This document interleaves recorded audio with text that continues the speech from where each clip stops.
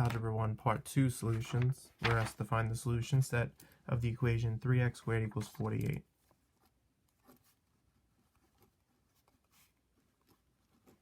We have 3 is multiplied by x squared, so I'm going to divide by 3 in order to get x squared alone, and I'm going to do that on both sides of the equation.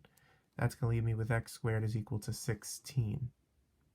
In order to isolate x, which is the goal of any solving of an equation, I'm going to have to undo, using inverse operations, that square. And the way we undo that is we take the square root of each side. The square root of x squared is x. The equal sign comes down. The square root of 16 can either be positive or negative 4. It's important that you put both of those solutions, because if you take 4 and square it, it equals 16. But if we take parentheses around negative 4 and square that, that's the same as negative 4 times negative 4, which is 16 also. Both of those must be given as solutions in order to get full credit. Choice 2, question 2 rather. Find the roots of the equation x squared minus 13x plus 30 equals 0.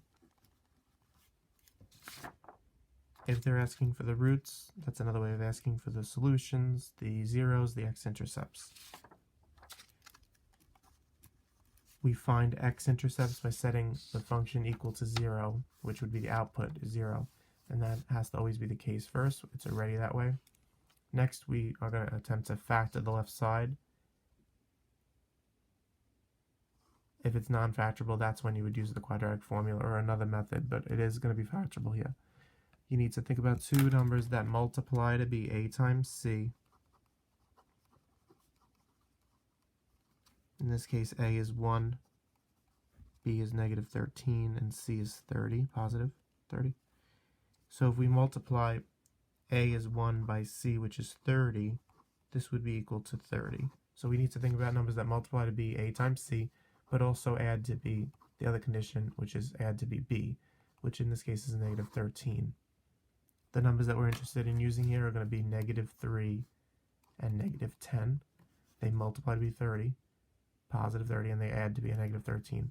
So I'm going to use x minus 3 and x minus 10. Those are the factors, so we can't stop there. What we have to do is find the roots or the zeros or the solutions by setting each of those factors equal to 0. Set each factor equal to 0 and now solve for x using inverse operations. I add 3 to both sides here, so x equals positive 3 is one of the roots. If you notice, the factor is x minus 3, the root is x equals 3. They have opposite signs. Over here I add 10 to both sides to get x alone. X is equal to positive 10. And again, the factor has x minus 10. The root has the opposite sign of positive 10. Question 3. What is the equation of the line that passes through the point 3, negative 7 and has a slope of negative 4/3?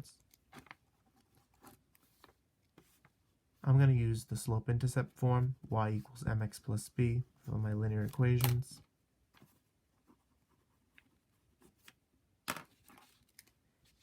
They told us that the slope was negative 4/3, so that's my m value. So I'm going to replace the m value with negative 4/3. That's multiplied by the input x, and then you add on the b, which is the y-intercept, which we don't know just yet.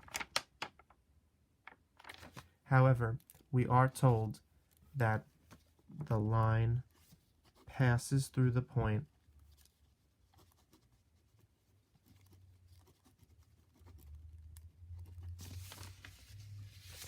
negative 7.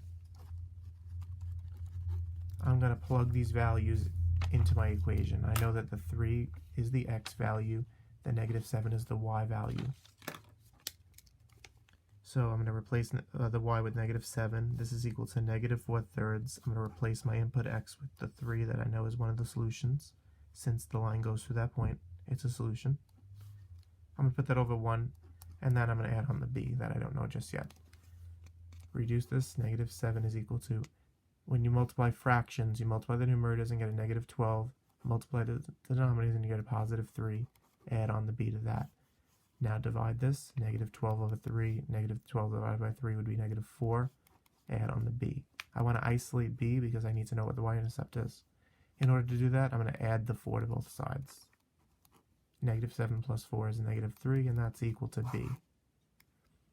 However, I need to write an equation, so I need to come back up here and piece all that together. I need to put y equals negative 4/3 x, which is my slope times x, minus 3, which is my y-intercept. And right there is your solution. All this work needs to be shown, but you must finally give an equation for that linear function.